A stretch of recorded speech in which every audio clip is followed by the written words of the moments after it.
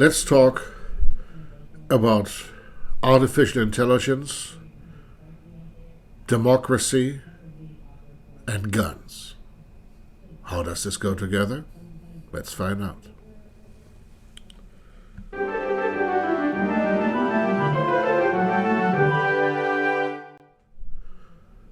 We are living in a time where artificial intelligence is becoming more and more normal.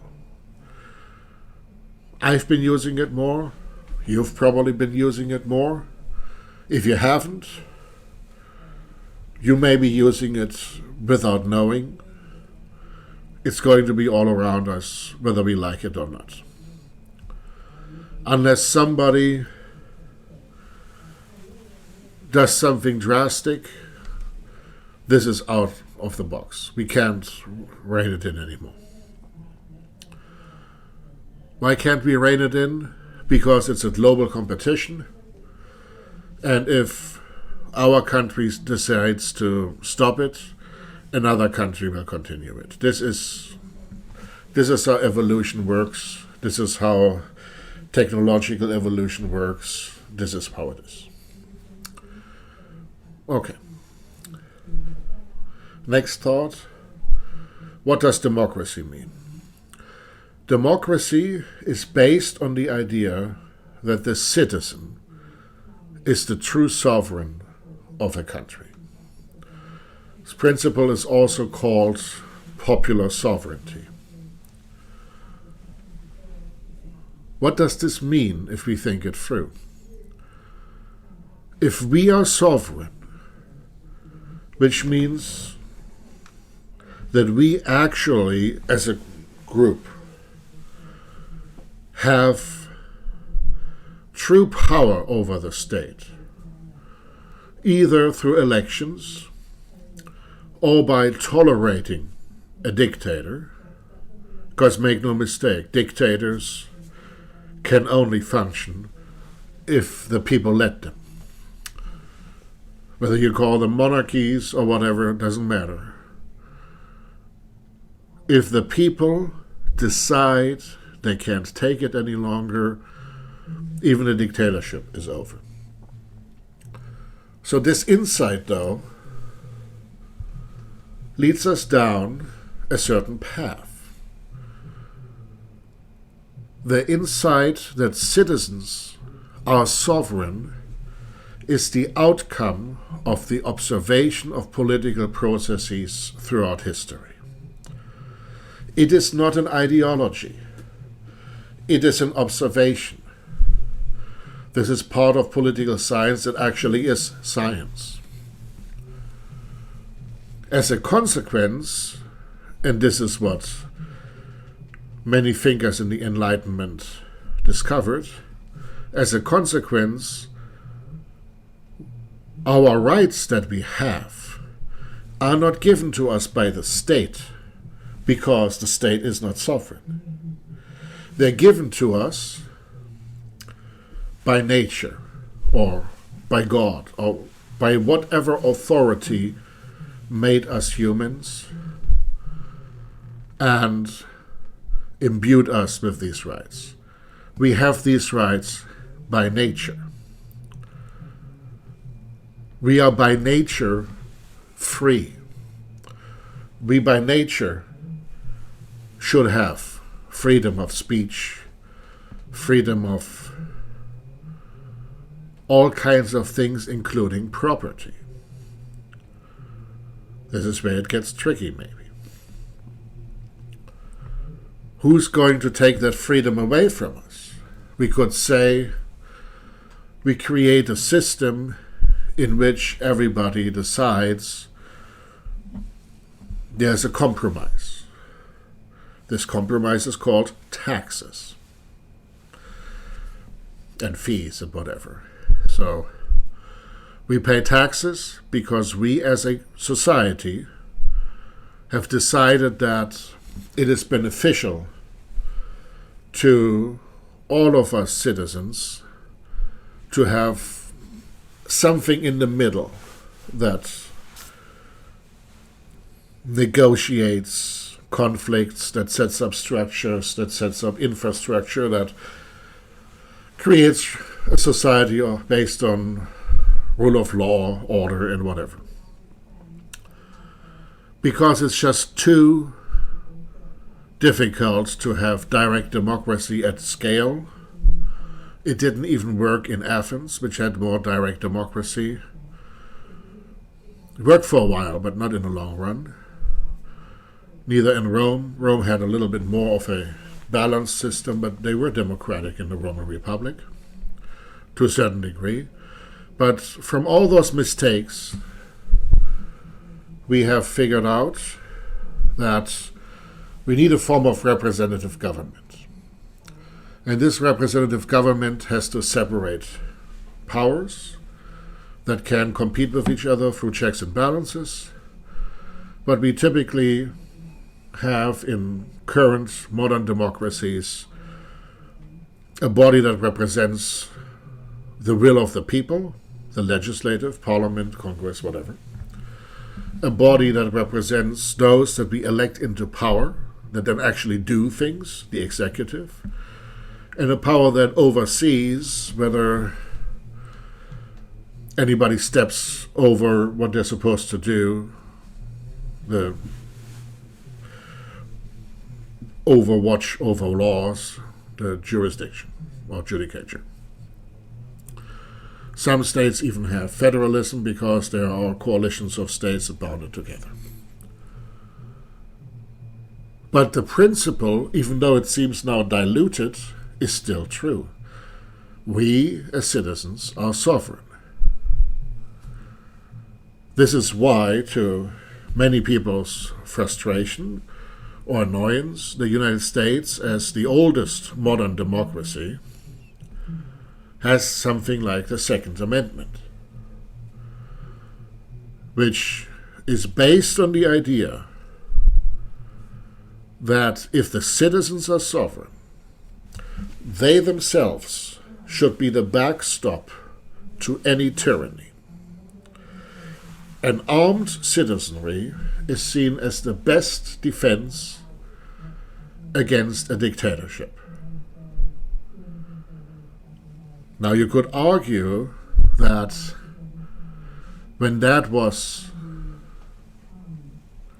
enacted and written down in the Constitution as an amendment, we lived in a time of muskets. The damage that could be done was still damage, but it was not a long gun or repeating rifle or anything. Nevertheless, the principle itself seems sensible.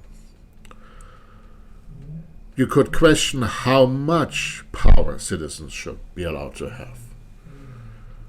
Should an individual citizen, or even a militia of individual citizens, be able to match the power of the United States Army, Navy, Air Force, and Space Force? That's where it becomes tricky. I don't think anybody believes that, or some people do, but not the most ardent defenders of the Second Amendment, that we should have nuclear weapons at home. However, we are heading in a direction where we have almost the equivalent. And this is where AI comes in. The Second Amendment is a logical outcome out of the thinking that citizens are sovereign. We should be able to resist tyranny. But there are these side effects. The more weapons we have, the more likely it is that confrontations between citizens escalate. If you have citizens that have a quarrel with each other and there are no guns, there are still ways to do damage, but any of them having guns may escalate the situation. We've also seen how people who are less stable have used guns to kill, and we see this all the time. I mean, People are finding ways to kill each other when they're frustrated or when they have some kind of trouble with society, or when they just have trouble within themselves. You could say the counter-argument to the Second Amendment is that we are all just not intelligent enough, that there needs to be some kind of guardrails, that if we believe in it, we should at least limit it. Alas, that question of should we have nukes? No, I don't believe we should, but we are all now having AI. We saw the question come up originally when the World Wide Web became available to everybody. Now, anyone with a little bit of knowledge can find online instructions about how to build the worst kinds of weapons. We can teach ourselves all kinds of things. AI makes all this look like child's play.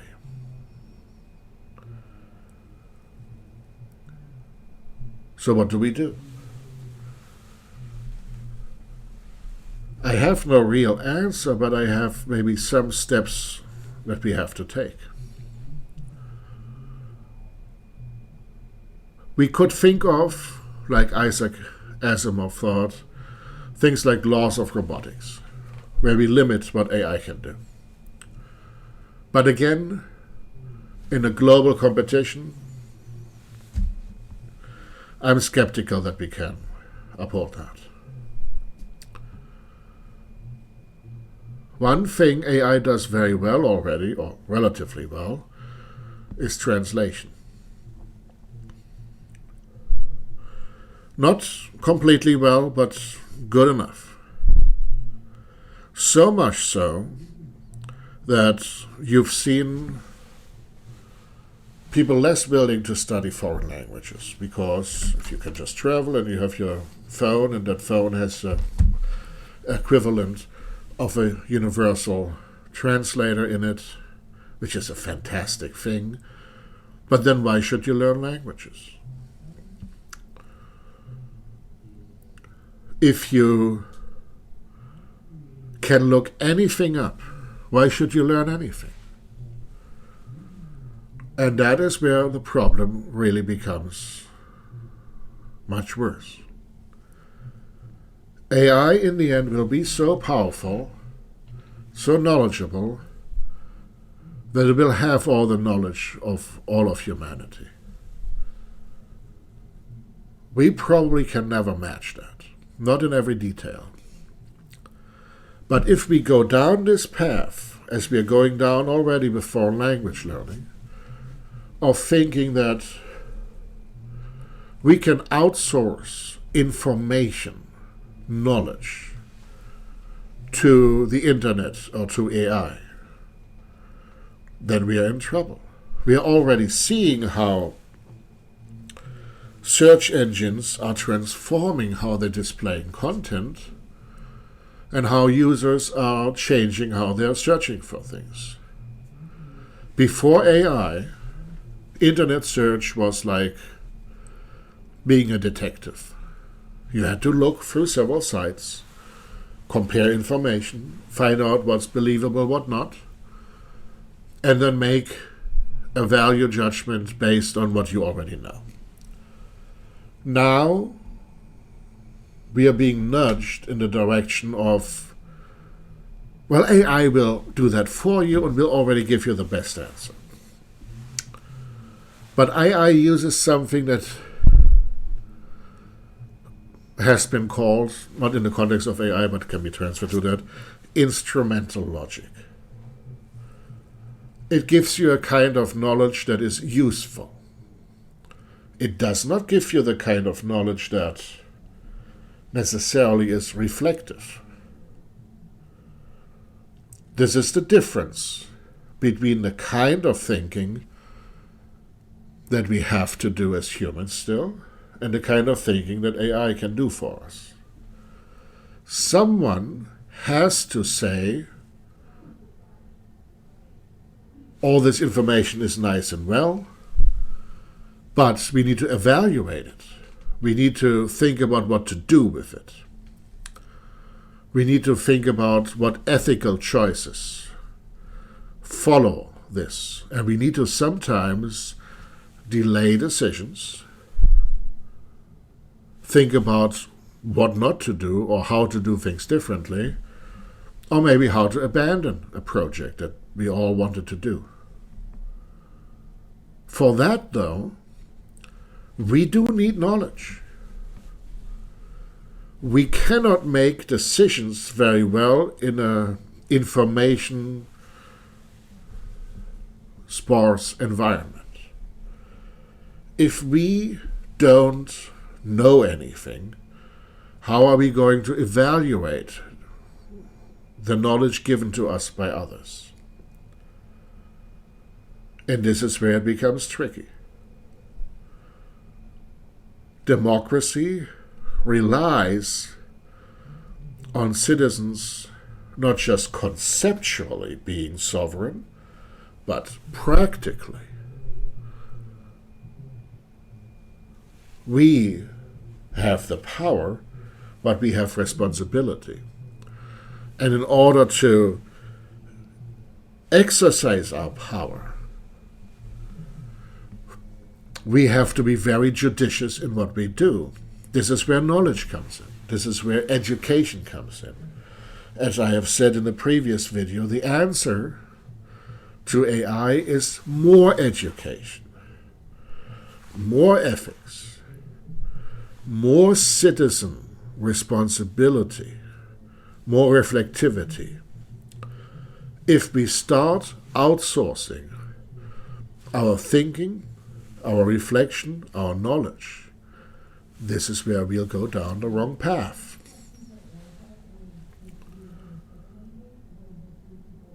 So, what does this mean? Do we now find ways to limit democracy? Do we outsource our decisions to AI? Every one of us will have the tools available to destroy the planet. Just think about this. The power of the technology that we are developing right now and that we are about to develop gives all of us a kind of power that elevates us beyond any human being before. If you are frightened by that thought, then I have achieved my goal here. If you say, I can handle it, okay. But can you think of people around you that maybe can't handle that? What do you do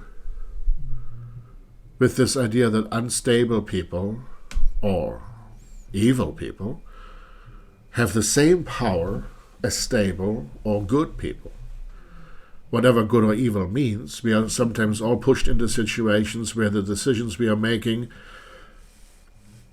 will be much less interested in the general good, but more in our own survival. So we can all be put into situations where our sense of responsibility for the general welfare of all is challenged. I have no solution. One solution I have, maybe, is education. Is that we, just as AI gets better, we have to get better too. Just as AI gets more powerful, we have to be matching this power with the power of our brains, with our ethics. We can't just outsource what we do, and there is no way,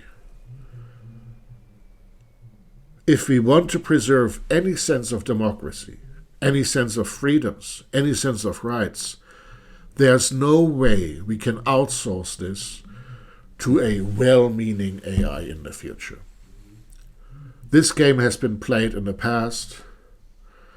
This idea of the good king Yeah, that works for a while, till the king is replaced by a worse person.